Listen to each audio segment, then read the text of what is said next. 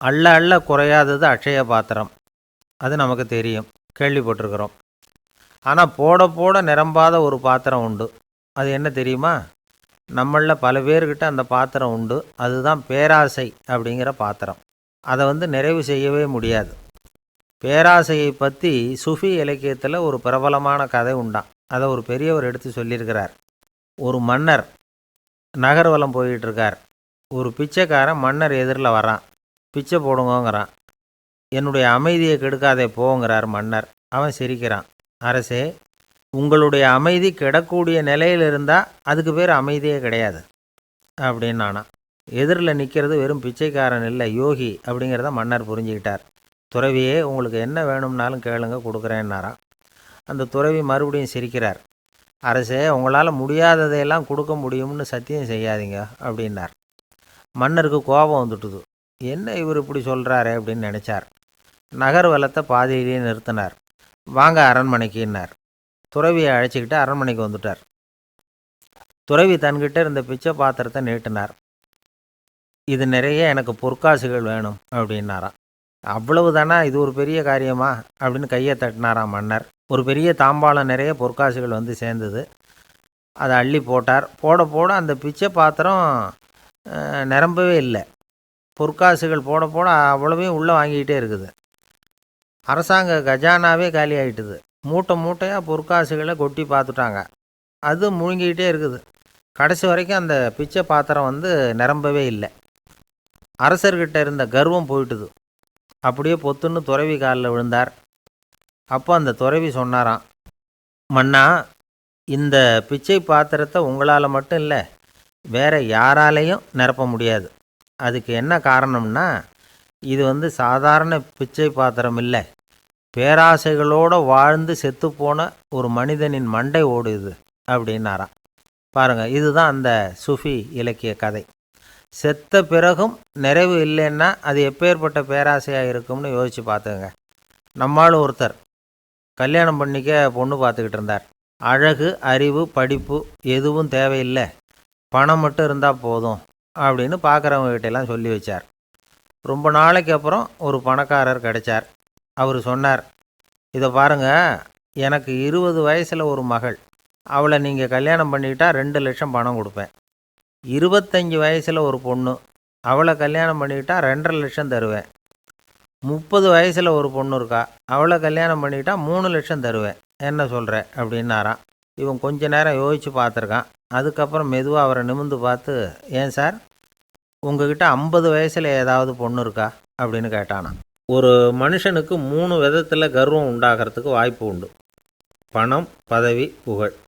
பணம் அதிகமாக வந்தால் கர்வம் வரலாம். பதவி பெருசாக வந்துட்டுதுன்னா கர்வம் வரலாம். புகழ் அதிகமாக போனாலும் கர்வம் வரலாம்.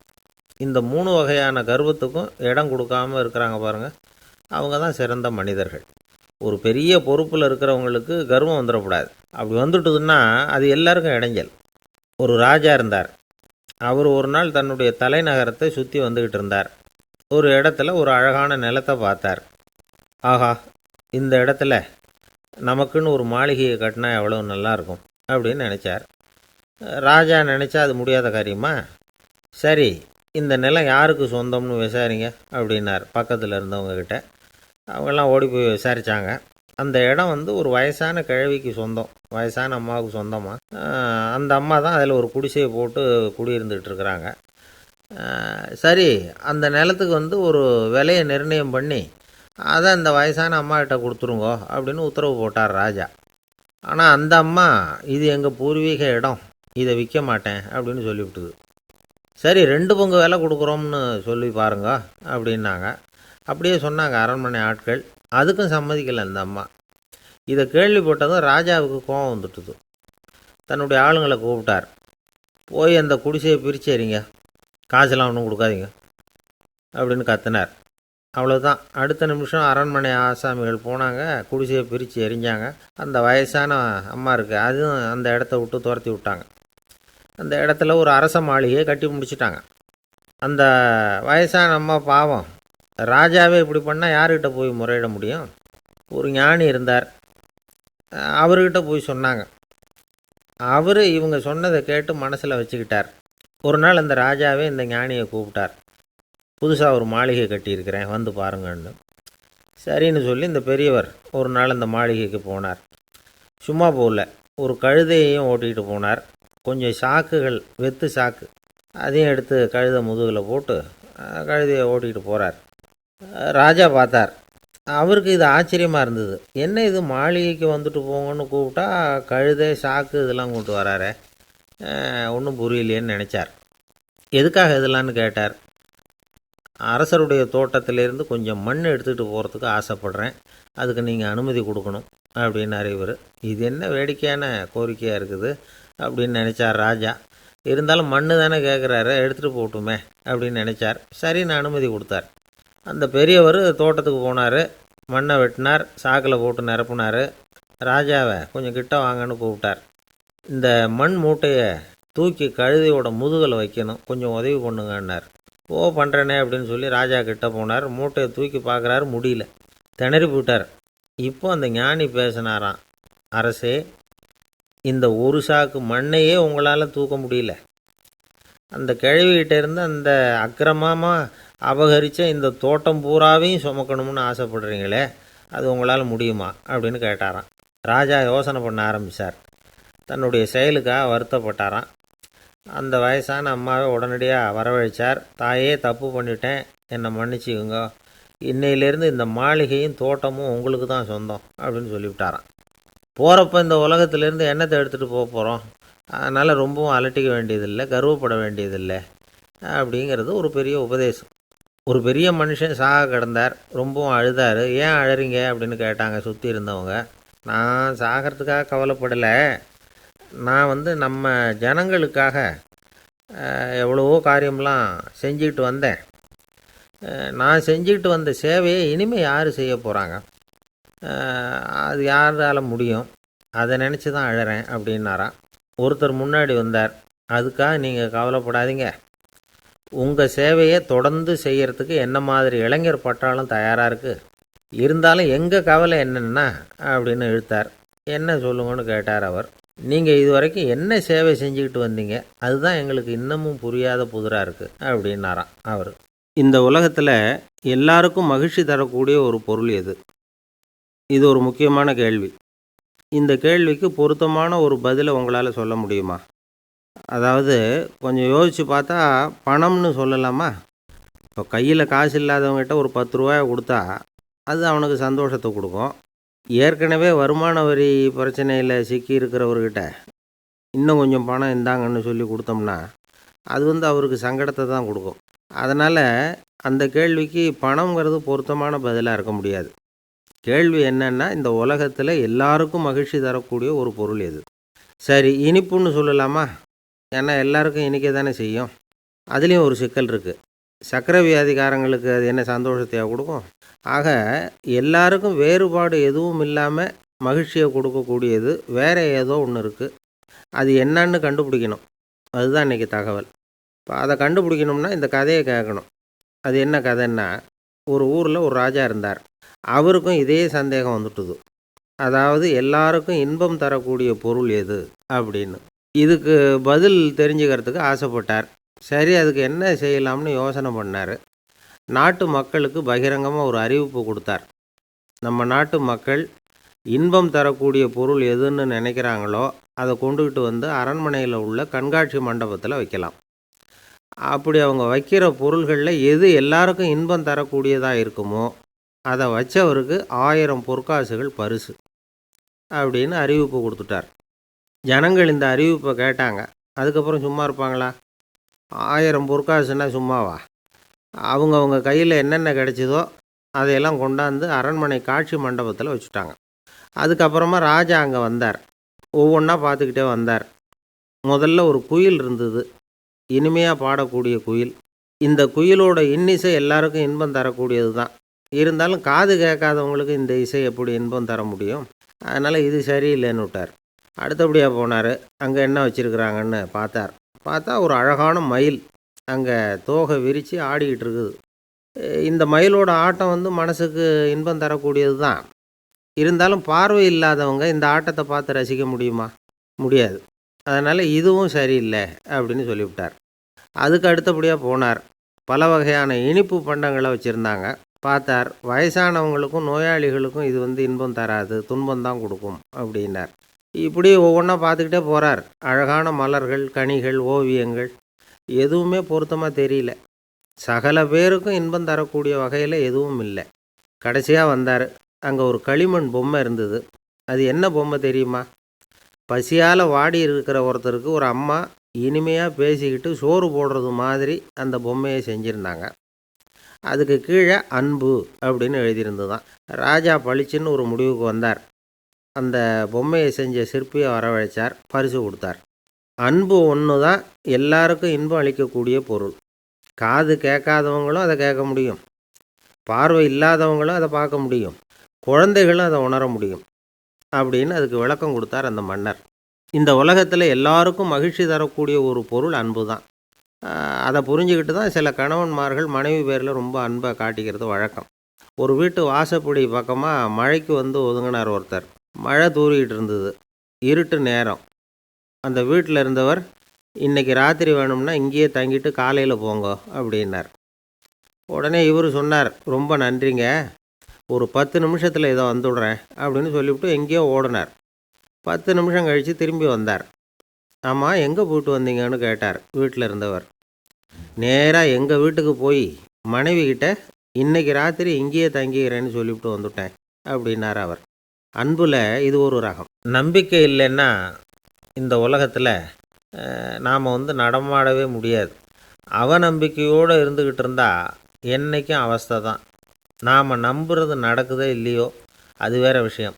ஆனால் எதையும் நம்பி தான் நாம் அடி வைக்க வேண்டியிருக்கு. வேறு ஒன்றும் வேணாம், ஒரு லாட்ரி சீட்டு வாங்குகிறோம், அது எங்கே நமக்கு விழப்போகுது அப்படிங்கிற அவநம்பிக்கையோடவா வாங்குகிறோம்? பரிசு நமக்கு தான் அப்படிங்கிற நம்பிக்கை உள்ளூர இருக்கிறதுனால தான் அதை வாங்குகிறோம். இருந்தாலும் முடிவு வேறு மாதிரி ஆகிடுது. அதுக்காக மனசு சோர்ந்து போகிறதில்ல, அடுத்த மாதமும் சீட்டு வாங்குகிறோம். இந்த நம்பிக்கை தான் மனித வாழ்க்கைக்கு ஆதாரம். ஒரு கடையில் போய் டீ சாப்பிட்றீங்க, அந்த டீ நல்ல டீ தானா, அதில் விஷம் கலந்துருக்குமா அப்படிங்கிற சந்தேகம் வந்துட்டுதுன்னு வச்சுங்க. அதுக்கப்புறம் அதை எப்படி நீங்கள் சாப்பிட முடியும்? நம்பி தான் சாப்பிட்ணும். ரயில் ஒழுங்காக போய் சேருங்கிற நம்பிக்கை இருக்கிறதுனால தான் அதில் ஏறி உட்காடுறோம். லெட்டர் ஒழுங்காக போய் சேருங்கிற நம்பிக்கை இருக்கிறதுனால தான் பெட்டியில் போடுறோம். சரி, நம்ம கதையெல்லாம் நம்மளோட இருக்கட்டும். மனித நம்பிக்கை எந்த அளவுக்கு உறுதியாகவும் அறிவுபூர்வமாகவும் இருக்கணுங்கிறதுக்கு அலெக்சாண்டர் வாழ்க்கையில் நடந்த ஒரு சம்பவத்தை உதாரணமாக சொல்லலாம். இந்த உலகத்தையே ஜெயிக்கணும்னு புறப்பட்டார் அலெக்சாண்டர். ஒரு கட்டத்தில் அவர் சிட்னஸ் நதி கரைக்கு சேர்ந்தார். அந்த சமயத்தில் அவருக்கு கடுமையான நோய் வந்துட்டுது. அவர் கூடவே வந்திருந்த கிரேக்க வைத்தியர்கள் என்னென்னமோ முயற்சியெல்லாம் பண்ணி பார்த்தாங்க. இருந்தாலும் அலெக்சாண்டருக்கு வந்திருக்கிறது என்ன நோய்ங்கிறத அவங்களால கண்டுபிடிக்க முடியல. ஏன்னா அந்த பகுதியில் உள்ளவங்களுக்கு மட்டுமே அதிகமாக வரக்கூடிய ஒரு வினோதமான நோயாக இருந்தது அது. ஆனால் அவர் இருக்கிற இடம் எதிரியோட இடம், பாரசீக மன்னனோட ஆளுகைக்கு உட்பட்ட இடம். என்ன பண்ணுறது அப்படின்னு எல்லாரும் யோசனை பண்ணாங்க. பாரசீக மன்னனோட அரண்மனையில் இருக்கிற வைத்தியர் வந்தால் இந்த நோயை குணப்படுத்தி விடுவார் அப்படின்னு சொன்னாங்க. இருந்தாலும் எதிரியோட நாட்டில் இருக்கிற வைத்தியரை கூப்பிட்டு எப்படி நம்பி வைத்தியம் பார்க்க சொல்கிறது அப்படின்னு சொல்லி எல்லோரும் தயங்கினாங்க. ஆனால் அலெக்சாண்டர் தயங்கலை. பரவாயில்ல, அழைச்சிட்டு வாங்கன்னு விட்டார். உடனே அவரை போய் அழைச்சிட்டு வந்துட்டாங்க. அவர் வந்தார். அலெக்சாண்டர் உடம்பை பரிசோதனை பண்ணி பார்த்தார். சரி, இதை குணப்படுத்தி விடலாம், பயப்பட வேண்டியதில்லை. ஆனால் இதுக்கு ஒரு மூலிகை ரசம் தயார் பண்ணி கொடுக்கணும். நான் போய் அதை தயார் பண்ணிவிட்டு 2 நாளில் திரும்பி வந்துடுறேன் அப்படின்னு சொல்லிவிட்டு போனார் அந்த வைத்தியர். அதே மாதிரி 2 நாளில் திரும்பி வந்தார் மூலிகை ரசத்தோட. இதுக்கு இடையில் அலெக்சாண்டரோட தளபதிகளில் ஒருத்தர் ரகசியமாக ஒரு எச்சரிக்கை கடிதம் கொடுத்து அனுப்பியிருக்கிறான். அதை வாங்கி என்ன விஷயம்னு பார்த்தார். இப்போ உங்ககிட்ட வந்திருக்கிற எதிரி நாட்டு வைத்தியரை நம்பாதீங்க, அவன் கொண்டுகிட்டு வந்திருக்கிற மூலிகை ரசத்தில் விஷம் கலந்துருக்குது அப்படின்னு அதில் எழுதியிருக்கு. அதை பார்த்தார் அலெக்சாண்டர். இருந்தாலும் கொஞ்சம் கூட அலட்டிக்கலை. வைத்தியர் கொடுத்த மருந்தை வாங்கி கடகடன்னு குடிச்சுட்டு அதுக்கப்புறம் அந்த கடிதத்தில் இருந்த விஷயத்தை அந்த வைத்தியர்கிட்ட சொன்னார். வைத்தியர் திகைச்சு போயிட்டார். தன் மேலே அலெக்சாண்டர் வச்சுருக்கிற நம்பிக்கையை பார்த்து அவருக்கு ரொம்ப வியப்பு. வைத்தியர் உண்மையிலேயே நல்ல மருந்து தான் கொண்டுகிட்டு கொடுத்துருக்கிறார், அதில் விஷம்லாம் எதுவும் கலக்கலை. அதுக்கப்புறம் அலெக்சாண்டர் அந்த வைத்தியரை பார்த்து சொன்னாராம், நம்பிக்கைங்கிற அச்சாணியை ஆதாரமாக வச்சுக்கிட்டு தான் இந்த உலகம் சுற்றிக்கிட்டு இருக்குது. எனக்கு எதிரியாக இருந்தாலும் பாரசீக மன்னர் ரொம்ப பெரியவர். அப்பேற்பட்ட மன்னருடைய அரண்மனை வைத்தியர் தொழில் நேர்மை இல்லாதவராக இருக்க முடியாது, இருக்க மாட்டார். அப்படி இருந்தால் அவரை அரண்மனை வைத்தியராக வச்சிருக்கவே மாட்டாங்க அப்படின்னு நம்பினேன். என்னுடைய நம்பிக்கை வீண் போகலை அப்படின்னாராம். இதுதான் மானுட நம்பிக்கைங்கிறது. இந்த காலத்துலேயும் இது மாதிரி இந்த மானுட நம்பிக்கை ரொம்பவும் சாமர்த்தியமாக கையாளுகிற கெட்டிக்காரங்க சில பேர் இருக்கிறாங்க. இந்த காலத்து குரு, அவருக்கு ஒரு சிஷ்யன். குரு முன்னாடி அந்த சிஷ்யன் ரொம்ப பணிவாக நின்று, குருவே, உங்கள் கையால் விஷத்தை கொடுத்தாலும் அதை வாங்கி மடமடன்னு குடிச்சிருவேன் அப்படின்னா. உன்னுடைய குரு பக்தியை மெச்சினேன் அப்படின்னார் குரு. அதுக்கு அந்த சிஷ்யன், அப்படி இல்லை குருவே, உங்ககிட்ட சிஷ்யனாக இருக்கிறத விட உங்கள் கையால் விஷத்தை வாங்கி குடிச்சு விட்றது ரொம்ப நல்லது, அதனால தான் அப்படி சொன்னேன் அப்படின்னா. அம்மாக்காரங்களுக்கு அடிக்கடி ஏற்படுற கவலை ஒன்று உண்டு. அதாவது குழந்தை சரியாக சாப்பிட மாட்டேங்குதே அப்படிங்கிற கவலை. இவங்கெல்லாம் ஒரு விஷயத்தை நல்லா புரிஞ்சுக்கணும். குழந்தைகள்ங்கிறவங்க பெரியவங்க மாதிரி இல்லை. அவங்க கடிகாரத்தில் மணியை பார்த்துட்டு சாப்பிட்றதுக்கு உட்கார்ற ரகம் கிடையாது. பசிச்சா சாப்பிடுவாங்க, இல்லைன்னா விளையாடுவாங்க அல்லது தூங்குவாங்க. அது புரியாமல் அவங்கள கட்டாயப்படுத்தி அல்லது மிரட்டி சாப்பிட வைக்கிறது ரொம்ப தப்பு. ஒரு 8 மாத குழந்தைக்கு 3 மணி நேரத்துக்கு ஒரு தடவை பசிக்கும். அந்த நேரம் பார்த்து சாப்பாடு கொடுத்தா அடம் பண்ணாமல் அது பாட்டுக்கு சாப்பிட்ரும். அதே குழந்தைக்கு 1 வயசு ஆகிறப்போ 4 மணி நேரத்துக்கு ஒரு தடவை பசிக்கும். இந்த வயசில் இயற்கையாகவே பசி குறைஞ்சிருக்கும். அது புரியாமல் என் குழந்தை முன்னாடி மாதிரி இப்போ சரியாக சாப்பிட மாட்டேங்கிறான் அப்படின்னு சில பேர் டாக்டர்கிட்ட போய் சொல்லிக்கிட்டு இருப்பாங்க. இன்னொரு விஷயம், ஒரு குழந்தைக்கு வயசு அதிகமாகிற வேகத்துக்கு உடம்பு எடையும் அதிகமாகிக்கிட்டே போகாது. உடம்பு எடை அதிகமாகிற வேகம் குறைஞ்சிக்கிட்டே வரும். 6 மாத குழந்தைக்கு ஒரு வாரத்தில் 150 கிராம் எடை கூடும். ஒரு வயசில் வாரத்துக்கு 71 கிராம் எடை கூடும். இது புரியாமல் அதிகமாக சாப்பாட்டை கொடுத்து குழந்தைய கஷ்டப்படுத்தக்கூடாது. ஏன்னா அளவுக்கு மீறின உணவு அஜீரணத்தை உண்டு பண்ணிவிடும். குழந்தைக்கு ஒரு தட்டில் கொஞ்சமாக ஆகாரத்தை வச்சு கொண்டுகிட்டு போய் கொடுக்கணும். மலை மாதிரி குவிச்சு வச்சா அதை பார்த்ததுமே பசி அடங்கி போயிடும். அடித்து மிரட்டி பயமுறுத்தி குழந்தைய சாப்பிட வைக்கிற பழக்கம் இருக்குது பாருங்கள், அதுக்கு ஃபுட் ஃபோர்ஸிங் அப்படின்னு பேர். இப்படி பண்ணுனா குழந்தைக்கு சாப்பாட்டில் விருப்பம் குறைஞ்சிரும், அதை கண்டாவே வெறுக்க ஆரம்பிச்சிடும். அது மாதிரி உளம் சார்ந்த பசி குறைவு, சைக்கோஜெனிக் அனோரெக்சியா, அது ஏற்படுமா. சாப்பாடுங்கிறதே ஒரு தண்டனை மாதிரி தோணும். குழந்தைகளுக்கு பிடிச்ச மாதிரியான ஆகாரத்தை கொடுக்கணும். சத்து அதிகம் இருக்குங்கிறதுக்காக அதுக்கு பிடிக்காத ஆகாரத்தை கொடுத்து கட்டாயப்படுத்தக்கூடாது. குழந்தைகளுக்கு 2 வயசு ஆகிறப்போ இயற்கையாகவே எதிர்மறை குணம் உண்டாகும். அதாவது அந்த எதிர்மறையாக பேசுகிறது. இது மாதிரி சமயங்களில் நாம் என்ன சொல்கிறோமோ அதுக்கு நேர்மாறாக நடந்துக்கும். ஏட்டிக்கு போட்டி. சாப்பிட சொன்னால் விளையாட போகும், விளையாட சொன்னால் சாப்பாடு கேட்கும். இதை புரிஞ்சுக்கிட்டு நடந்துக்கணும். குழந்தை சொன்ன பேச்சை கேட்கலேன்னு கோவப்படக்கூடாது.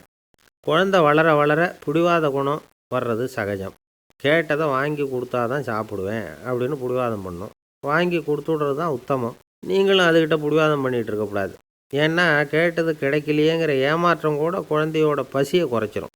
கேட்டது கிடைச்சிட்டா பசி அதிகமாகும். கொடுத்ததை மலமலன்னு சாப்பிட்றோம். குழந்தைகளுக்கு கண்ட கண்ட நேரத்தில் சாப்பிட்றதுக்கு எதையாவது வாங்கி கொடுத்துக்கிட்டு இருந்தால் சாப்பாட்டு நேரத்தில் சாப்பிடாமல் அடம் பண்ண ஆரம்பிச்சிடும். பள்ளிக்கூடம் போகிற பிள்ளைங்க காலை உணவை சரியாக சாப்பிட மாட்டாங்க. அச்சம், அவசரம், பரபரப்பு இதெல்லாம் தான் காரணம். பள்ளிக்கு புறப்படுறதுக்கு ஒரு 3/4 மணி நேரத்துக்கு முன்னாடியே சாப்பாடு போட்டுருங்க, அது சரியாக போடும். படிக்கிற குழந்தைகள் உடல் சோர்வு, மனச்சோர்வு இது காரணமாக கூட சாப்பிட மறுக்கிறது உண்டு. இப்போ உதாரணமாக சாயந்தரம் விளையாடி விட்டு வீட்டுக்கு வந்ததும் சாப்பிட சொன்னால் வேணாம்பாங்க. இது உடல் சோர்வு. ரொம்ப நேரம் வீட்டு பாடங்களை செஞ்சு முடித்த கையோடு சாப்பிட சொன்னாலும் அவங்களால சரியாக சாப்பிட முடியாது. இது உளச்சோர்வு, அதாவது மனச்சோர்வு. இதை தவிர குழந்தைகளுக்கு உடல் நலக்குறைவு ஏற்பட்டால் கூட சாப்பிட மறுக்கிறது உண்டு. சில மருந்து மாத்திரைகள் கூட பசியை குறைச்சிரும். அதனால் சரியாக தெரிஞ்சுக்கிட்டு குழந்தைகளை சாப்பிட வைக்கணும். அது புரியாமல் கையில் சாப்பாட்டு தட்டை வச்சுக்கிட்டு குழந்தைகளை விரட்டிக்கிட்டு அலையக்கூடாது. ஒரு சின்ன பையன் சொன்னான், எங்கள் அம்மா சாப்பாடு போடுறது தெரிஞ்சால் நான் உடனே வீட்டை விட்டு வெளியில் ஓடி போடுவேன் அப்படின்னா. ஏன் அப்படி பண்ணுறேன்னு கேட்டோம். எங்கள் அப்பா கூட அது மாதிரி தான் சார் பண்ணுவார் அப்படிங்கிறான். ரொம்ப நாளைக்கு முன்னாடி ஒரு நாள் கோவலன் நாடகம் நடந்தது. எங்கள் மதுரையில் நடந்தது. அதில் ஒரு முக்கியமான கட்டம். கண்ணகி கிட்ட சிலம்பை வாங்கிக்கிட்டு அதை விற்கிறதுக்காக மதுரை நகருக்கு புறப்படுறான் கோவலன். அந்த சமயத்தில் கண்ணகி பாடுற மாதிரி ஒரு நாடக பாடல். நாடக ஆசிரியர் எழுதினது. அது என்ன பாட்டுன்னா, மா பாவியோர் கூடி வாழும் மதுரைக்கு மன்னா போகாதீர் என்று அப்படின்னு ஆரம்பிக்கும் அந்த பாட்டு. இதுதான் அந்த பாட்டு. இதை கண்ணகி மேடையில் பாடின உடனே கூட்டத்தில் சலசலப்பு.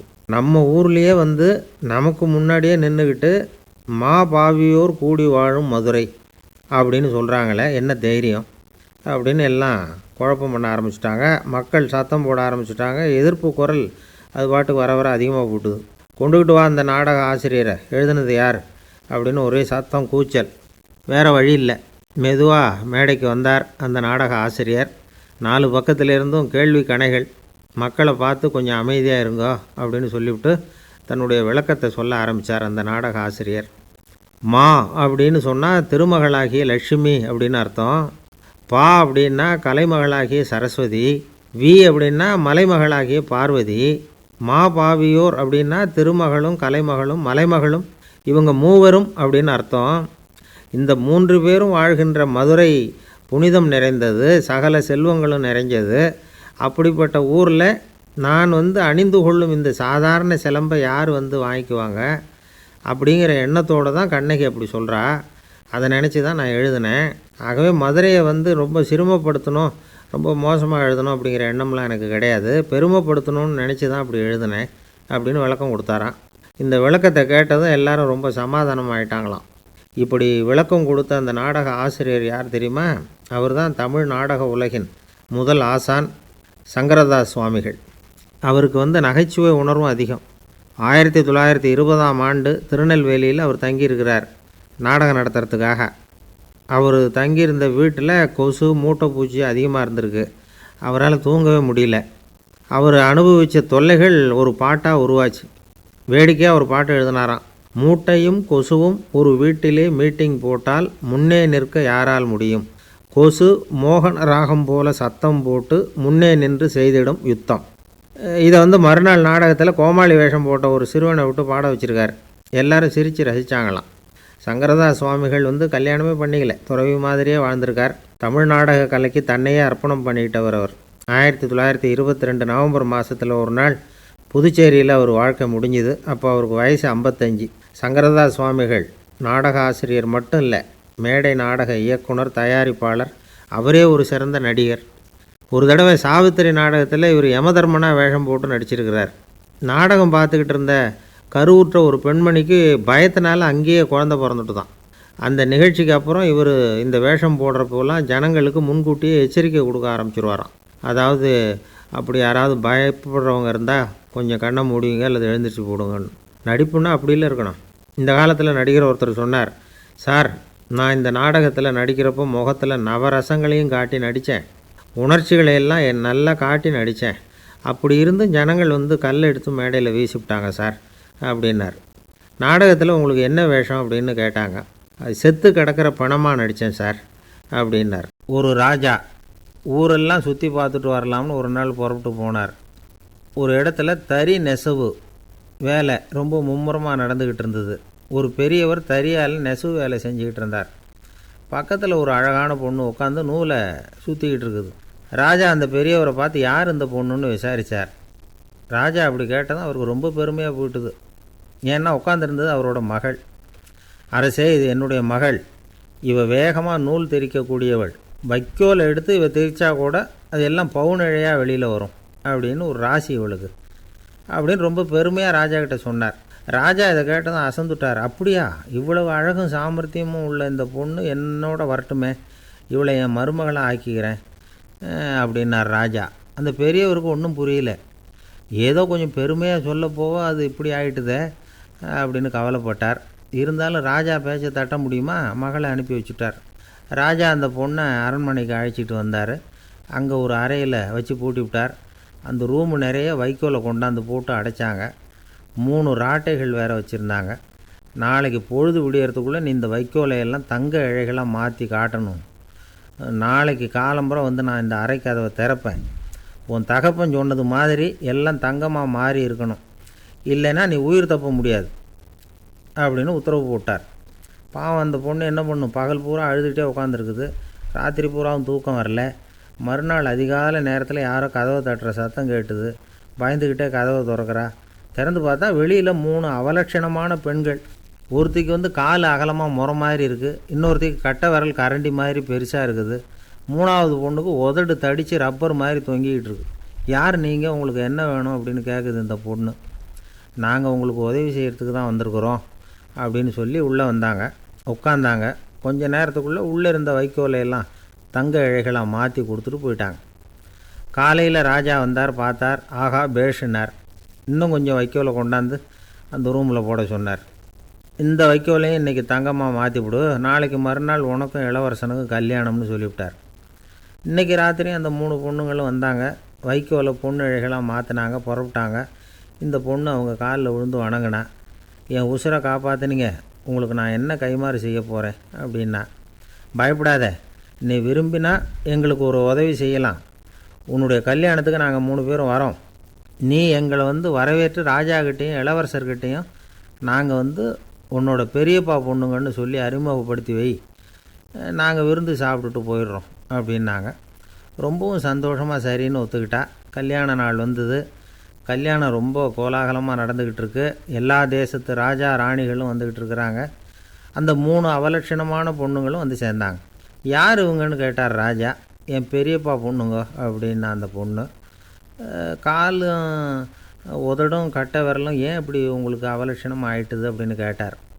அதுக்கு அந்த பொண்ணுங்க பதில் சொன்னாங்க. என்ன செய்கிறது, ஓயாமல் வைக்கோலை நூற்று ஒருத்தியோட கட்டை விரல் அப்படி கரண்டி மாதிரி ஆயிட்டுது, நாக்கில் தொட்டு தொட்டு திரிச்சதுனால ஒருத்தியோட உதடு அப்படி ஆயிட்டுது, காலால் கட்டையை அழுத்தி அழுத்தி தறி போட்டதுனால இன்னொருத்தையோட கால் அப்படி ஆயிட்டுது. உங்கள் மருமகளாக வந்திருக்கிற இந்த பொண்ணு அந்த 3ஐயுமே செய்ய தெரிஞ்சவ தான். என்ன ஆக போதும் இன்னும் கொஞ்ச நாளில் அப்படின்னாங்க. அவ்வளவுதான். ராஜா பயந்துட்டார். அம்மா, இன்னையிலேருந்து நீ இளவரசனின் மனைவி, நீ எப்பவும் அழகாக இருக்கணும், அதனால் நீ இனிமேல் வைக்கோலை திரிக்கவே கூடாது அப்படின்னு உத்தரவு போட்டார். அவளை இக்கட்டான சூழ்நிலையிலேருந்து காப்பாற்றின அந்த 3 பொண்ணுங்களும் சந்தோஷமாக திரும்பி போயிட்டாங்களாம். சுவாமி சின்மயானந்தர் இந்த கதையை சொல்லியிருக்கிறார். தன்னலம் மறந்து சுயலாபத்தை தியாகம் செய்கிறது வைக்கோல்லேருந்து தங்க இழையை நூக்கிறது மாதிரி அப்படிங்கிறார் அவர். அது இருக்கட்டும், இப்போ நம்ம கதைக்கு வருவோம். ஒரு ராஜா தன்னோட மகனுக்கு சுயவரம் நடத்தினார். எல்லா தேசத்திலிருந்தும் ராஜகுமாரர்கள் வந்திருந்தாங்க. ராஜகுமாரியை கல்யாணம் பண்ணிக்கலாம்ங்கிற ஆசையில் சுயம்பர மண்டபத்திலேருந்து எல்லா ராஜகுமாரர்களும் அலறி அடிச்சுக்கிட்டு வெளியில் ஓடி வந்துக்கிட்டு இருக்கிறாங்களாம். ஏன் இப்படி எல்லாரும் மிரண்டு போய் ஓடி வர்றாங்கன்னு கேட்டார் ஒருத்தர். அதுக்கு இன்னொருத்தர் விவரம் சொன்னார். ராஜகுமாரியை இன்றைக்கி தான் அவங்க நேரில் பார்த்தாங்களாம், அதுதான் அப்படி ஓடி வந்துக்கிட்டு இருக்கிறாங்க அப்படின்னார். ஒரு சீன தேசத்து அரசர் இருந்தார். அவருக்கு வயசாயிட்டுது. அவருக்கு அடுத்தபடியாக அவருடைய புள்ள பட்டத்துக்கு வரணும், ஆட்சி பொறுப்பை ஏற்றுக்கணும்.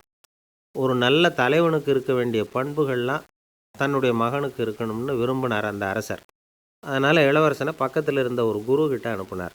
இளவரசன் அவர்கிட்ட போய் சேர்ந்தான். அந்த குரு என்ன பண்ணார் தெரியுமா, இவனை பார்த்து சொன்னார், இதை பாருப்பா, நீ என்ன பண்ணுற, இப்போவே பக்கத்தில் இருக்கிற காட்டுக்கு போ, நடு காட்டில் போய் ஒரு இடத்துல உட்காந்துக்கோ, அங்கே என்னென்ன சத்தம்லாம் உன் காதில் விழுதுன்னு கவனித்து கேளு, உன் காதில் விழுந்த ஓசைகள் என்னென்னங்கிறத என்கிட்ட சொல்லு, அதுதான் எனக்கு தெரியணும், உனக்கு வேலையும் அதுதான் அப்படின்னு சொல்லி அனுப்பி வச்சுட்டார். இளவரசன் காட்டுக்கு போனான். குரு சொன்னபடியே ஒரு இடத்துல உட்காந்து கவனித்து கேட்டான். அதுக்கப்புறம் குருக்கிட்ட திரும்பி வந்தான். என்னென்ன சத்தம்லாம் கேட்ட அப்படின்னு கேட்டார் குரு. குருவே, காட்டில் நான் பறவைகள் சத்தம்லாம் கேட்டேன், மிருகங்களின் ஓசையையும் கேட்டேன், இதை தவிர இடி மின்னல் மழை இதுகளோட சத்தத்தையும் கேட்டேன் அப்படின்னா.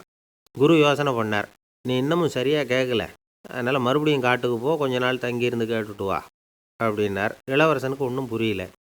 இருந்தாலும் குருவின் கட்டளையாச்சே, மறுக்க முடியுமா? உடனே அவன் மறுபடியும் காட்டுக்கு போனான். ஒரு இடத்துல உட்காந்தான். கொஞ்ச நேரம் உன்னிப்பாக கவனித்து கேட்டான். சில நாள் கழித்து குருக்கிட்ட திரும்பி வந்தான். குருவே, இந்த தடவை சில துல்லியமான சத்தங்களையெல்லாம் கேட்டான். தேனீ பறக்கிற சத்தம், நீரோடையின் மெல்லிய ஓசை, இதெல்லாம் கேட்டேன்னா. குரு சிரித்தார். நீ மறுபடியும் காட்டுக்கு போ, இன்னும் சில நாள் அங்கே இரு, முழுமையாக கவனமாக கேட்டுக்கிட்டு வா அப்படின்னு சொல்லி அனுப்பி வச்சுட்டார். இளவரசனுக்கு குழப்பம் அதிகமாயிட்டுது. ஒன்றுமே புரியல.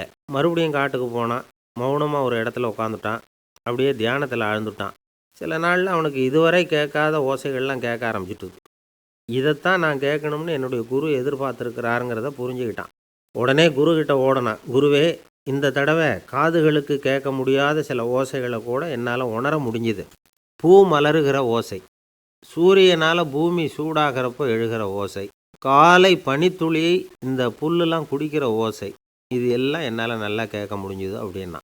குருவுக்கு இப்போ தான் திருப்தி ஏற்பட்டு தான் இளவரசனை பார்த்து சொன்னார், இதை பாருப்பா, இப்போ தான் நாட்டை ஆளுகிற தகுதி உனக்கு வந்திருக்குது அப்படின்னு சொல்லி அதுக்கு விளக்கமும் கொடுத்தாராம். எந்த அரசன் தன்னுடைய மக்களின் இதயம் பேசுகிற மௌன மொழியை, மௌன வார்த்தைகளை கேட்குறானோ அவன்தான் ஆள தகுதி உள்ளவன். எந்த அரசன் தன்னுடைய மக்களின் உணர்ச்சிகளை உண்மையாக உணர்றானோ அவன்தான் முதன்மையான அரசன். போலி வார்த்தைகளை மட்டும் கேட்டுட்டு பல மௌன ராகங்களை காதில் வாங்கிக்காதவன் அரசனே இல்லை. எந்த நாட்டில் எப்போ ஒரு அரசன் தன்னுடைய மக்களின் உணர்ச்சிகளை கேட்க மறுக்கிறானோ அன்னையிலேருந்தே அந்த நாடு அழிய தொடங்குது அப்படின்னு அர்த்தம். இதுதான் அந்த குரு இளவரசனுக்கு போதித்தது. வாயால் பேசுகிறத மட்டும் கேட்டு ஏமாறக்கூடாது, உணர்ச்சிகளையும் கேட்குறதுல தான் மனப்பக்குவம் உண்டாகும். மக்கள் உணர்ச்சிகளை புரிந்து கொள்ளாத அரசர்கள் நீடிச்சிருக்க முடியாது. அது மாதிரி நாடுகளில் அடிக்கடி குழப்பம் தான் உண்டாகும். அப்படி இருந்தால் அடிக்கடி ஆட்சி மாறிக்கிட்டு இருக்கும். அப்படிப்பட்ட ஒரு தேசம், அங்கே ஒரு சிறைச்சாலையில் 3 கைதிகள் பேசிக்கிட்டு இருந்தாங்க. ஒருத்தன் சொன்னான், நான் இந்த நாட்டு ராஜாவை எதிர்த்து பேசிக்கிட்டு இருந்தேன், அதனால் என்னை பிடிச்சி கொண்டாந்து இங்கே போட்டுவிட்டாங்க அப்படின்னா ஒருத்தன். இன்னொருத்தன் சொன்னான், நான் இந்த நாட்டு ராஜாவை ஆதரித்து பேசிக்கிட்டு இருந்தேன், அதனால் என்னை பிடிச்சி கொண்டாந்து இங்கே தள்ளிவிட்டாங்க அப்படின்னா. அது சரி, நீ என்ன தப்பு பண்ண அப்படின்னு சொல்லி 3வது ஆளை பார்த்து இவங்க கேட்டாங்க. அதுக்கு அந்த ஆள் சொல்கிறான், நான் தான் இந்த நாட்டு ராஜா அப்படின்னானா. ஒருத்தரை பார்த்து உன்னுடைய நண்பர்கள் யார் அப்படின்னு ஒரு கேள்வி கேட்டு பாருங்க, கொஞ்சம் யோசித்து பதில் சொல்லுவாங்க. அவங்கக்கிட்டேயே உன்னுடைய எதிரிகள் யார் அப்படின்னு கேளுங்க, கடகடன்னு ஒப்பிச்சிருவாங்க. நம்ம மனசு இருக்க, அது எப்படின்னா, நம்ம நண்பர்களை விட எதிரிகளை அது நல்லா ஞாபகத்தில் வச்சுக்கும். இது ஒரு ஆச்சரியமான உண்மை. உங்களால் நண்பர்களை மறந்துட முடியும், ஆனால் எதிரிகளை மறந்துட முடியாது. இது ஒரு வேடிக்கையான நிலைமை தான். அழகான தருணங்களை நாம் ஏன் மறந்துடுறோம்? இது இயற்கை. ஏன்னா நம்ம மனசு மலர்களை கவனிக்கிறதில்ல, அதில் இருக்கிற முள்ளை தான் கவனிக்குது. தன்னை காயப்படுத்துகிற எதையும் அது உடனே கண்டுகொள்ளுது. ஒரு தெளிந்த சிந்தனையுடைய மனசு மிக அழகாக உள்ள எல்லாத்தையும் கவனிக்கும். அது நன்றியுடன் உணரக்கூடிய எல்லாத்தையும் பார்த்து குறிச்சிக்கும். இப்படிப்பட்டவங்க வாழ்க்கை இயல்பாகவே நல்லா அமையும். அது ரொம்ப அபூர்வம். மனசில் உள்ள ஒரு சிறிய அமைப்பை மாற்றுவதை பொறுத்து தான் இந்த விஷயம் அப்படிங்கிறார் ஓஷோ. ஒரு யூத கோவில் இருந்து தான், அது யூதர்களின் மடமாகவும் இருந்தது. அங்கே ஒரு தலைமை குரு, அவர் ரொம்ப கண்டிப்பானவர். அந்த கோவிலை ஒட்டி ஒரு தோட்டம். ஒரு நாள் காலையில் அந்த தோட்டத்தில் 2 இளம் யூதர்கள் நடந்து போய்கிட்டு இருக்கிறாங்க. காலையில் 1 மணி நேரம், மாலையில் 1 மணி நேரம் அவங்க அந்த தோட்டத்தில் நடக்கிறதுக்கு அனுமதி உண்டு. மற்ற நேரங்களில் அவங்க மத புத்தகங்களை படிக்கணும், பிற விதிமுறைகளை கடைபிடிக்கணும். அந்த 2 பேருமே தொடர்ந்து புகைப்பிடிக்கிற பழக்கம் உள்ளவங்க. ஆனால் கோவில் மடத்தில் இருக்கிறப்போ அவங்க புகைப்பிடிக்க முடியாது, அது கடுமையான குற்றம். சரி, நாம் தோட்டத்தில் இருக்கிறப்போவாவது புகைப்பிடிக்கலாமா அப்படின்னு ஒரு ஆசை அவங்க 2 பேருக்குமே. இருந்தாலும் பயம். இப்படி கேட்டால் மதகுரு என்ன சொல்லுவாரோ அல்லது என்ன செய்வாரோங்கிற பயம். இப்படியே கொஞ்ச நாள் ஆச்சு. ஒரு நாள் இந்த 2 பேரில் ஒருத்தன் ரொம்ப கலங்கி போய் அந்த கோவிலிருந்து வெளியில் வந்துக்கிட்டு இருந்தான். வந்தவன் நேராக தோட்டத்து பக்கம் போனான். அங்கே இன்னொருத்தன் ஆனந்தமாக புகை பிடிச்சிக்கிட்டு இருக்கிறான். அதை பார்த்து தான் இவனுக்கு அதிர்ச்சி. அட கடவுளே, என்ன இது, நீ கேட்காமலே ஆரம்பிச்சிட்டியா அப்படின்னா. இல்லை, நான் கேட்டுவிட்டு தான் ஆரம்பிச்சிருக்கேன்னா அவன். அப்படியா, என்ன மனுஷன் இவர், நானும் தான் கேட்டேன், என்னை கண்ணாமுன்னான்னு திட்டிவிட்டார். இது என்ன கோவிலா இல்லை நரகமா? உனக்கு புகை பிடிக்கணும்னு ஆசையாக இருந்தால் நரகத்துக்கு போகணும்னு சொல்லிவிட்டார். அது சரி, உன்னை மட்டும் எப்படி அனுமதிச்சார் அப்படின்னு கேட்டான் இவன். அவன் சிரிச்சுக்கிட்டே, நீ எப்படி கேட்ட சொல்லு அப்படின்னா. நாம் இந்த தோட்டத்துக்கு வர அனுமதிக்கப்பட்டிருக்கிறதே ஜபத்துக்காகத்தானே, அதனால் நான் ஜபம் சொல்லும் பொழுது புகை பிடிக்கலாமா அப்படின்னு கேட்டேன். அதுக்கு தான் அவர் சத்தம் போட்டு என்னை அடிக்கவே வந்துட்டார் அப்படின்னா இவன். நீ ஒரு மாதிரியாக கேட்டிருக்க, நான் வேறு மாதிரியாக கேட்டிருக்கிறேன். ஜபம் சொல்லும்போது புகை பிடிக்கலாமான்னு நீ கேட்டிருக்க. ஐயா, புகை பிடிக்கும் பொழுது ஜபிக்கலாமா அப்படின்னு நான் கேட்டேன். அதில் தப்பு ஒன்றும் இல்லை அப்படின்னு பதில் சொல்லிட்டார் அப்படின்னா. ஒரு சிறிய மாற்றம்தான் அது மிகப்பெரிய மாறுதலை ஏற்படுத்தி விட்டது. மனசு நல்ல விதமாக சிந்திக்க ஆரம்பிச்சுட்டுதுன்னா மகிழ்ச்சிக்கு பஞ்சம் இல்லை. ஒரு கஞ்சன் ஆற்றுல விழுந்துட்டான். வெள்ளத்தில் தத்தளிச்சிக்கிட்டு இருக்கிறான். கரையில் நின்ன ஒருத்தர், உன் கையை கொண்டா இப்படி பிடிச்சி இழுத்து கரையில் சேர்த்து விட்றேன்னார். எதையும் கொடுத்து பழக்கம் இல்லாத அவன் கையையும் கொடுக்க மாட்டேன்னுட்டான். இவர் பார்த்தார், உன் கையை கொடுன்னு சொல்கிறதுக்கு பதிலாக நான் என் கையை கொடுக்குறேன் பிடிச்சிக்கோ அப்படின்னார். அவன் கப்புன்னு பிடிச்சிக்கிட்டான், இழுத்து கரையில் போட்டார். ஒருத்தர் இருக்கார், நல்ல உத்தியோகத்தில் தான் இருக்கிறார். ஆனால் எப்போ பார்த்தாலும் முகத்தை வெறுப்பாக வச்சுருப்பார். அப்படியே வருவார் போவார். ஏன் சார் இப்படி இருக்கிறீங்க அப்படின்னு விசாரித்தோம். ஏன்டா இந்த வேலைக்கு வந்தோம்னு இருக்குது சார் அப்படின்னார். உங்கள் வேலை உங்களுக்கு பிடிக்கலையா அப்படின்னு கேட்டோம். இல்லைன்னார். இப்படிப்பட்டவங்க வெற்றிகரமான வாழ்க்கை வாழ முடியாது. இது நிபுணர்கள் கருத்து. வேலையை நேசிக்க தெரிந்தவர்கள் வெற்றி பெறுவார்கள் அப்படிங்கிறாங்க அவங்க. எந்த துறையாக இருந்தாலும் சரி, அந்த துறையில் வெற்றிகரமாக இருக்கிறவங்கள விசாரித்து பாருங்கள். எனக்கு என்னுடைய வேலை ரொம்ப பிடிக்கும் அப்படின்னு சொல்கிறவங்களாக தான் இருப்பாங்க. அப்படி இருந்தால் தான் அது வெற்றிகரமாக இருக்க முடியுது அவங்களால. ஒருத்தனுக்கு பிடித்தமான பொழுதுபோக்கே அவனுடைய தொழிலாக இருந்துட்டுதுன்னா அவனை மாதிரி கொடுத்து வச்சவன் வேறு யாரும் இல்லை அப்படிங்கிறார் பெர்னாட் ஷா. ஒரு தடவை மன்னர் ஹுமாயூன் உயிரை தண்ணீர் மொண்டு ஊற்றுகிற தொழிலாளி ஒருத்தர் காப்பாற்றினாராம் அந்த ஹுமாயூன் உயிரை. உடனே மன்னர் கேட்டிருக்கார், உனக்கு என்ன வேணும்னாலும் கேளு தரேன், உயர் பதவி வேணுமா அப்படின்னு கேட்டாராம். மன்னா, மக்களின் தாகம் தீர்க்கக்கூடிய இந்த பணியை விட உயர்ந்தது உண்டா அப்படின்னாராம் அந்த தொழிலாளி. அவரால் அவருடைய வேலையை நேசிக்க முடிஞ்சுது, அதனால் மகிழ்ச்சியாக இருக்க முடிஞ்சுது. நாமெல்லாம் அப்படி இல்லை. வேலை கிடைக்கிற வரைக்கும் கிடைச்சா போதும் அப்படின்னு இருக்கோம். கிடைச்சதுக்கப்புறம் ஏன்டா இந்த வேலைக்கு வந்தோம்னு ரொம்பவும் அழுத்துக்குவோம். சரி, நாம் இருக்கிற இடத்துல நாம் வெற்றிகரமாக இருக்க வழி உண்டா அப்படின்னா உண்டுன்னு சொல்கிறாங்க. அதாவது மன இயல் நிபுணர்கள் இருக்கிறாங்க இல்லையா, அவங்க அதுக்கு முக்கியமாக 6 வழிகள் சொல்கிறாங்க.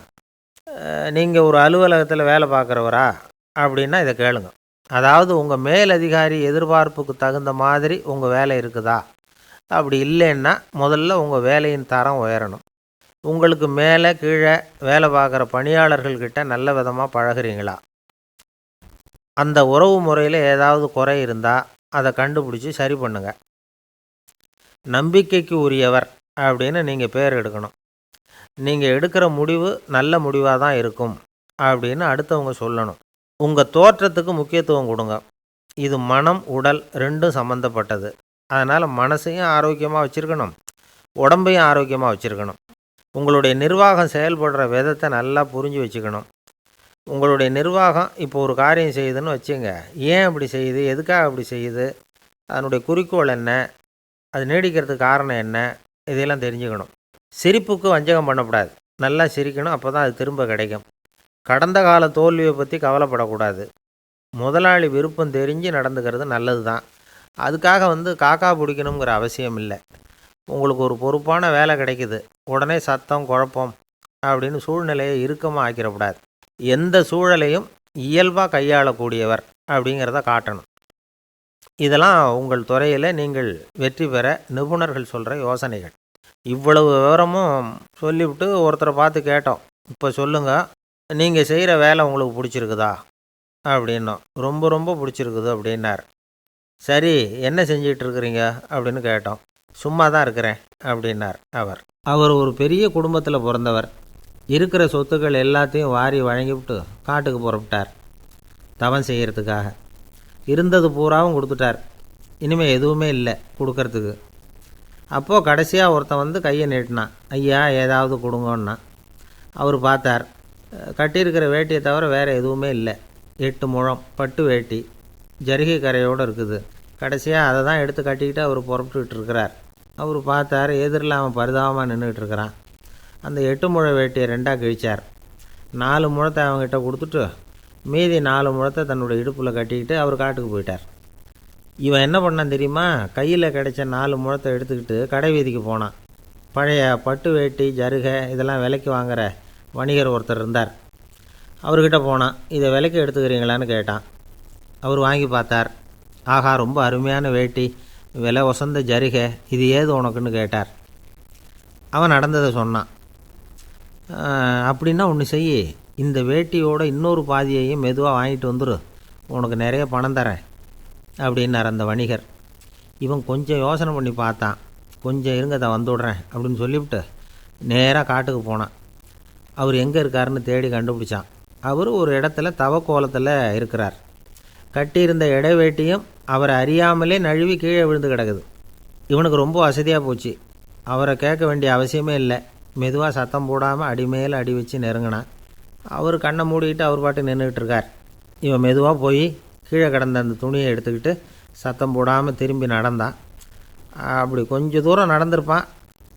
அப்படி ஓட ஆரம்பிக்கிற சமயத்தில் அவன் காலில் கீழே கிடந்த முள் ஒன்று நறுக்குன்னு தைச்சி விட்டுது. வலி தாங்க முடியாமல் அம்மான்னு கத்திவிட்டான். இந்த சத்தத்தினால கண்ணை மூடி நின்றுக்கிட்டு இருந்த அவர் தவம் கலைஞ்சிது. மெதுவாக கண்ணை திறந்து பார்க்குறார். தன் இடையில இருந்த வேட்டி அவன் கையில் இருக்குது. இப்போது அவர் நினைக்கிறாராம், இந்த வேட்டி மேலே நான் வச்ச ஆசை அல்லவா அவனை திருடன் ஆக்கிவிட்டுது அப்படின்னு நினச்சாரான். இது எப்பேற்பட்ட மனநிலைங்கிறத கொஞ்சம் யோசிச்சு பாருங்கள்.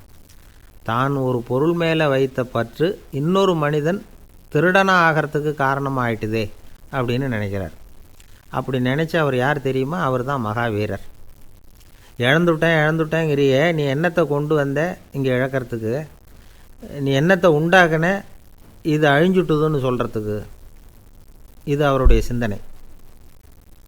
இன்றைக்கி நம்ம சிந்தனையெல்லாம் வேறு மாதிரி இருக்குது.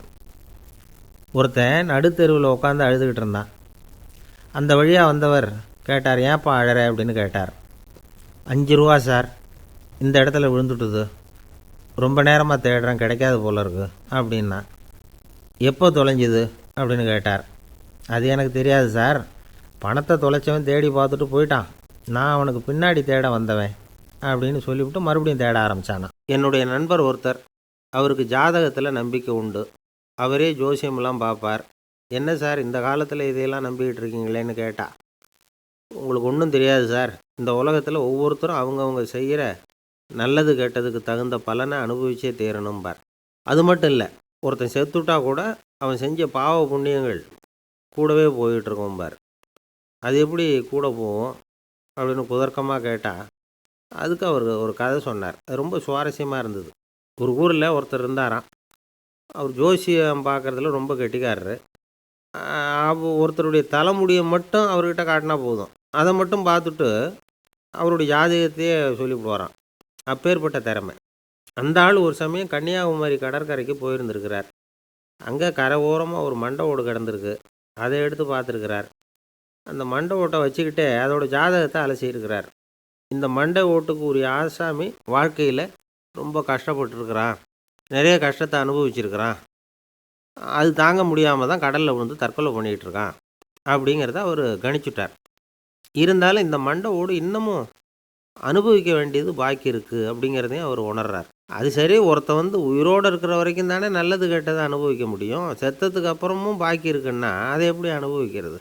இந்த மண்டை ஓட்டுக்கு இன்னும் கொஞ்சம் பாக்கி இருக்குது அப்படிங்கிறது அவருக்கு புரிஞ்சதே தவிர அதோட அர்த்தம் என்னங்கிறது அவருக்கு சரியாக விளங்கலை.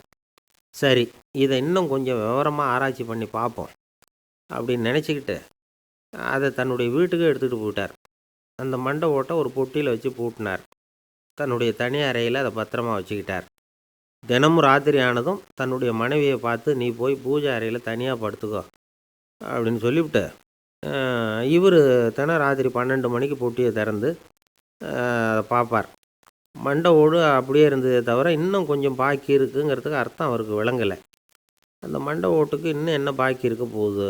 இப்படியே ஒரு 10 நாள் போச்சு. அந்த வீட்டம்மாவுக்கு சந்தேகம் வந்துட்டுது. நம்ம வீட்டுக்காரர் நம்மளை தனியாக ஏன் தூங்க சொல்கிறார் அப்படிங்கிற சந்தேகம். உடனே பக்கத்து வீட்டு அம்மா கிட்ட விஷயத்தை சொல்லியிருக்கிறாங்க. அந்த அம்மா உடனே, நீ கவலைப்படாத, நான் கண்டுபிடிச்சி சொல்கிறேன்னு சொல்லிவிட்டாங்களாம். அன்றைக்கி ராத்திரியே ஜன்னல் வழியாக எட்டி பார்த்துருக்குறாங்க. இந்த ஆள் மண்டை ஓட்டை கையில் வச்சுக்கிட்டு அதை திருப்பி திருப்பி அப்படியும் இப்படியும் பார்த்துக்கிட்டு இருந்தது தெரிஞ்சுட்டுது. மறுநாள் காலையில் அவரோட மனைவியை பார்த்தாங்க. ஏம்மா, உன் வீட்டுக்காரருக்கு நீ முதல் மனைவியா 2வது மனைவியா அப்படின்னு கேட்டாங்க. எனக்கு தெரிஞ்ச வரைக்கும் நான் ஒருத்தி தான் அவருடைய மனைவின்னாங்க. அப்படி இல்லை, நீ அவருக்கு 2வது மனைவி. முதல் மனைவியின் மண்டை ஓடு தான் அவர் கையில் இருக்குப்போ, அதை தான் அவர் தினமும் ராத்திரியில் எடுத்து பார்த்துக்கிட்டு இருக்கிறாரு அப்படின்னு விட்டாங்க அந்த அடுத்த வீட்டம்மா. அப்படியா விஷயம்னு சொல்லிவிட்டு கணவன் வீட்டில் இல்லாத நேரமாக பார்த்து அந்த மண்டை ஓட்டை எடுத்து கொண்டாந்து ஒரு உரலில் போட்டு உலக்கையால் குத்தி நொறுக்க ஆரம்பிச்சுட்டுது அந்த அம்மா. வெளியே போயிருந்த அந்த ஆள் அப்போ தான் உள்ளே நுழைஞ்சார். மண்டை ஓடு உலக்கைக்கிட்ட குத்து வாங்கிட்டு இருக்கு. அது அனுபவிக்க வேண்டியது இன்னும் கொஞ்சம் பாக்கி இருக்குது அப்படிங்கிறதுக்கான அர்த்தம் எனக்கு இப்போ தான் புரிஞ்சுதுன்னாராம் அவர்.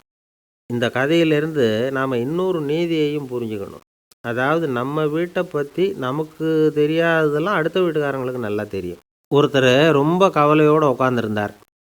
எதை பற்றி சார் கவலைப்படுறீங்கன்னு கேட்டோம். எதிர்காலத்தை பற்றி கவலைப்படுறேன்னார். ஏன்னு கேட்டோம். என்ன பண்ணுறதுன்னே தெரியல சார், எதிர்காலம் ஒரே இருட்டாக இருக்குது, பாதையே புரியலன்னார். இன்றைக்கி நம்ம இளைஞர்கள் பல பேருக்கு எதிர்காலம் இருட்டாக தான் தெரியுது. அவங்கெல்லாம் இந்த கதையை கொஞ்சம் கேட்கணும். ஒரு மலை அடிவாரத்தில் ஒரு சின்ன கிராமம். அந்த மலை ரொம்ப உயரமானது. அடர்த்தியாக செடி கொடிகள் மரங்கள் அதில் மண்டி கிடக்குது. பகல் வேளையில் இருட்டாக தான் இருக்கும், அவ்வளோ அடர்த்தி. அந்த மலை உச்சியில் ஒரு கோவில்.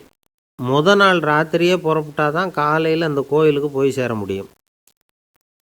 கிராமத்து இளைஞன் ஒருத்தன் அந்த மலை உச்சிக்கு போக வேண்டியிருந்தது. கையில் ஒரு விளக்கை எடுத்துக்கிட்டு நாள் ராத்திரியே புறப்பட்டான். புறப்பட்டு போனவன் கிராமத்து எல்லையிலேயே நின்றுட்டான். ஏன் தெரியுமா? அவன் கையில் இருந்த விளக்கோட வெளிச்சம் 10 அடி தூரத்துக்கு தான் தெரியுது. அது வரைக்கும் தான் பாதை தெளிவாக இருக்குது. அதுக்கு அப்பாலெல்லாம் ஒரே இருட்டாக இருக்குது, பாதை புரியல. இவன் யோசனை பண்ணி பார்த்தான். மனசுக்குள்ளே ஒரு சந்தேகம். 10 அடி தூரம் தானே வெளிச்சம் தெரியுது, அப்படின்னா நாம் 10 அடி தூரம் தானே போக முடியும். அதுக்கும் அந்தாண்ட ஒரே இருட்டாக இருக்குதே, அதில் எப்படி நாம் நடந்து போகிறது? நாம் ரொம்ப தூரம் நடந்து போய் ஆகணுமே. அப்படிப்பட்ட நினப்பெல்லாம் அவனுக்கு வந்துட்டுது. இதுதான் அவன் மனசில் ஏற்பட்ட தயக்கம்.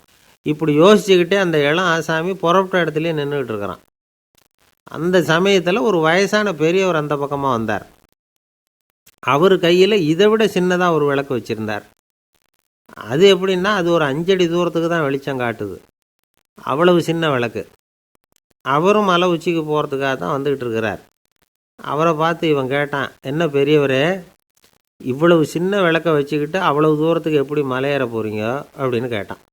நீ ஏன் இப்படி தயங்கிக்கிட்டே நிற்கிறேன்னு கேட்டார் பெரியவர். என்கிட்ட இருக்கிற விளக்கு 10 அடி தூரத்துக்கு தான் பாதையை காட்டுதுன்னா. இப்போ பெரியவர் சொன்னார், தம்பி, உன் கையில் இருக்கிற விளக்கு கொடுக்குற வெளிச்சத்தை வச்சு நீ முதல்ல 10 அடி தூரம் முன்னாடி போ. 10வது அடியில் போய் நின்றுக்கிட்டு பாரு, மறுபடியும் ஒரு 10 அடி தூரத்துக்கு பாதை தெரியும். இப்படி உன் கையில் இருக்கிற விளக்கு தொடர்ந்து வெளிச்சம் காட்டிக்கிட்டே இருக்கும். நீ முன்னேற முன்னேற அந்த வெளிச்சமும் முன்னேறும். அதனால் எத்தனை கிலோமீட்டர் தூரம் வேணும்னாலும் நீ இந்த 10 அடி தூரம் வெளிச்சத்தை வச்சுக்கிட்டே நீ போயிடலாம், புறப்படு அப்படின்னார். இப்போ தான் அந்த பெரியவர் சொன்னது இளைஞனுக்கு பளிச்சுன்னு புரிஞ்சுதான். உடனே உற்சாகமாக புறப்பட்டான், உச்சிக்கு போய் சேர்ந்தான். இந்த கதையிலேருந்து நாம் புரிஞ்சிக்க வேண்டியது என்ன தெரியுமா? நீண்ட கால திட்டம் ஒன்று போடும் பொழுது நமக்கு முன்னாடி இருக்கிறத மறந்துட்டு மனசை போட்டு குழப்பிக்கக்கூடாது. உங்கள் கையில் என்ன இருக்கோ அதுலேயே உங்கள் எதிர்காலம் மறைஞ்சிருக்குது. கண் முன்னாடி தெரியறத வச்சு ஆரம்பிங்க, போக போக வழி தானாக புலப்படும் அப்படிங்கிறார் ஒரு பெரியவர். பெரிய பயணங்களையெல்லாம் இப்படி தான் நடத்த வேண்டியிருக்கும். ஒவ்வொரு அடியாக எடுத்து வச்சா ஓடி போய் சேர்ந்து விடலாம். மலைச்சி போய் நின்றுட்டா நின்றுக்கிட்டே இருக்க வேண்டியது தான். நம்ம ஆள்லாம் ரொம்ப மோசமாக இருக்கிறாங்க. ஒருத்தன் அப்படி தான் நீண்ட தூர பிரயாணம் ஒன்று புறப்பட்டான். ரயில் போய்கிட்டே இருந்தது. கொஞ்சம் தூரம் போச்சு, பாதி வழியில் கையில் வச்சுருந்த டிக்கெட்டை காற்றுல விட்டுட்டான். ஐயோ, என் டிக்கெட்டு போயிட்டுதே அப்படின்னு கத்த ஆரம்பிச்சிட்டான். பக்கத்தில் இருந்த பெரியவர் அவனை பார்த்து பரிதாபப்பட்டு, கவலைப்படாத தம்பி, போனால் போகுது, வேறு டிக்கெட் வாங்கிக்கலாம் அப்படின்னு ஆறுதல் சொன்னார். அதுக்கு அவன் சொல்கிறான், சார், நான் அதுக்காக அழலை, அந்த டிக்கெட்டு கிடைச்சா தானே நான் எந்த ஊருக்கு போகணுங்கிறது எனக்கு தெரியும் அப்படிங்கிறான். ஒரு ஊரில் ஒரு ராஜா இருந்தார். அவர் அடிக்கடி காட்டுக்கு வேட்டையாட போவார். சில நண்பர்களையும் கூட அழைச்சிக்கிட்டு போவார். காட்டுக்கு போனதும் ஆளுக்கு ஒரு பக்கமாக போய் வேட்டையாடுவாங்க. சாயந்தரமாக திரும்பி வருவாங்க. மறுநாள் அரண்மனையில் உட்காந்து ஒவ்வொருத்தரும் அவங்க அனுபவங்களையெல்லாம் சொல்லிக்குவாங்க. அவங்க வீரத்துக்கு தகுந்த மாதிரி பரிசை அந்த ராஜா கொடுப்பார். இது மாதிரி ஒரு தடவை எல்லாரும் வேட்டைக்கு போயிட்டு திரும்பி வந்ததும் உட்காந்து பேச ஆரம்பிச்சிருக்கிறாங்க. ஒருத்தன் சொன்னான், தன்னுடைய வீர தீர செயலை பற்றி அளக்க ஆரம்பிச்சிட்டான். ஏன்னா அதுக்கு பரிசு கிடைக்க போகுதில்ல, அதனால். அவன் என்ன சொன்னான் தெரியுமா? அரசே, நேற்றுக்கு காட்டில் என்னாச்சு தெரியுமா? எனக்கு நேராக ஒரு சிங்கம் வாயை திறந்துக்கிட்டு வந்துட்டுது. நான் பயப்படவே இல்லை. உடனே ஒரு கல்லை எடுத்து குறி பார்த்து வீசினேன். சிங்கத்து வாய்க்குள்ளே போய் அந்த கல் மாட்டிக்கிட்டுது. அவ்வளவுதான். அந்த சிங்கம் என்னை பார்த்துட்டு பயந்துட்டு ஒரே ஓட்டமாக திரும்பி ஓடி போயிட்டுது அப்படின்னா. ஆஹா பலே அப்படின்னு எல்லாரும் கை தட்டினாங்க. ரெண்டாவது ஆள் ஒருத்தன் எழுந்திரிச்சான். அவன் சொல்ல ஆரம்பித்தான், அரசே, நான் போன வழியில் 2 பெரிய மலைப்பாம்பு கிடந்தது, என்னை முழுங்கிறதுக்கு வந்தது. நான் என்ன பண்ணேன் தெரியுமா? அந்த 2 பாம்போட வாலையும் ஒன்றா சேர்த்து முடிச்சு போட்டுட்டேன், அவ்வளவுதான். அது அங்கே இழுக்க இது இங்கே இழுக்க முடிச்சு நல்லா இறுகி போட்டுது அப்படின்றான். ஆஹா, அற்புதம்னு சொல்லி எல்லாரும் கை தட்டினாங்களாம். அடுத்தபடியாக 3வது ஆள் ஒருத்தன் வந்தான். அவன் சொல்ல ஆரம்பித்தான், மன்னா, நான் போன பாதையில் குறுக்க ஒரு ஆறு, அதில் இறங்கி குளித்தேன். யாரோ காலை பிடிச்சி இழுக்கிறது மாதிரி இருந்தது. திரும்பி பார்த்தா ஒரு பெரிய முதலை. நான் உடனே அப்படியே ஒரு துள்ளல் துள்ளி அது முதுகில் போய் உக்காந்துக்கிட்டேன். அதை அப்படியே கரைக்கு நீந்த வச்சேன். கரைக்கு வந்து சேர்ந்ததும் அப்படியே ஒரே துள்ளி குதித்து கரைக்கு வந்துட்டேன் அப்படின்றான். அவன் தன்னுடைய வீரத்தை அப்படி சொல்லியிருக்கான். அடடா, எப்பேற்பட்ட வீரம் அப்படின்னு எல்லாரும் கை தட்டினாங்களாம். 4வது ஆள் எழுந்திரிச்சான். மன்னா, நான் போன இடத்துல ஒரு கரடி வந்து என்னை துரத்த ஆரம்பிச்சுட்டுது. நான் ஒரு மலை உச்சிக்கு வந்துட்டேன். அதுக்கப்புறம் ஒரு அடி எடுத்து வச்சாலும் அதில் பாதாளத்தில் விழ வேண்டியது தான். அந்த நேரம் பார்த்து ஒரு பெரிய ராட்சச கழுகு அந்த பக்கமாக பறந்து வந்தது. நான் உடனே அப்படியே உயர எழும்பி அந்த கழுகோட காலை பிடிச்சிக்கிட்டேன். அப்படியே தொங்கிக்கிட்டே வந்தேன். ஒரு நல்ல இடம் வந்ததும் தொப்புன்னு கீழே குதித்து நடந்து வந்துட்டேன்னா. இதுக்கும் எல்லோரும் கை தட்டுறாங்க. கடைசியாக ஒரு ஆள் எழுந்திரிச்சான். அரசே, நான் வந்து போன வழியில் ஒரு பெரிய யானை குறுக்க வந்தது. பயங்கரமாக சத்தம் போட்டுக்கிட்டே வந்தது. நான் பயந்து ஓடலை. உடனே என்ன பண்ணேன் தெரியுமா? அந்த யானையோட வாலை பிடிச்சி தூக்கினேன். தலைக்கு மேலே தூக்கி கரன்னு சுற்றினேன். வேகமாக சுற்றி வீசி எறிஞ்சேன், அவ்வளவுதான். அதே ஸ்பீடில் அந்த யானை மேலே போக ஆரம்பிச்சுட்டுது. இன்னும் கூட அது போய்கிட்டே தான் இருக்குது, கீழே விழவே இல்லைன்னா. இதை கேட்டதும் ராஜாவுக்கு கோபம் வந்துட்டுது.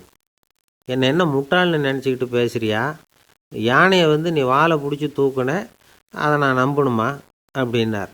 உடனே இவன் பணிவாக பதில் சொன்னான். அரசே, ஒரு சிங்கத்து வாயில் கல் மாட்டிக்கிட்டதை நம்புறீங்க, மலைப்பாம்பு வாலை பிடிச்சி முடிச்சு போட்டதை நம்புறீங்க, முதல்ல முதுகில் சவாரி பண்ணதையும் நம்புறீங்க, கழுகு காலை பிடிச்சிக்கிட்டு பறக்கிறதையும் நம்புறீங்க. அப்படி நம்புறப்போ நான் சொன்னதை மட்டும் நம்பக்கூடாதா அப்படின்னு கேட்டானான். பொய் சொன்னவங்கெல்லாம் தலையை தொங்க போட்டுக்கிட்டாங்களாம். ராஜா அவங்கள பார்த்து சொன்னாராம், நீங்கள் எல்லாரும் என்னை முட்டாளாக்கியிருக்கிறீங்க. கடைசியாக பேசின இவன் தான் எனக்கு உண்மை எது பொய் எதுங்கிறத புரிய வச்சிருக்கிறான்.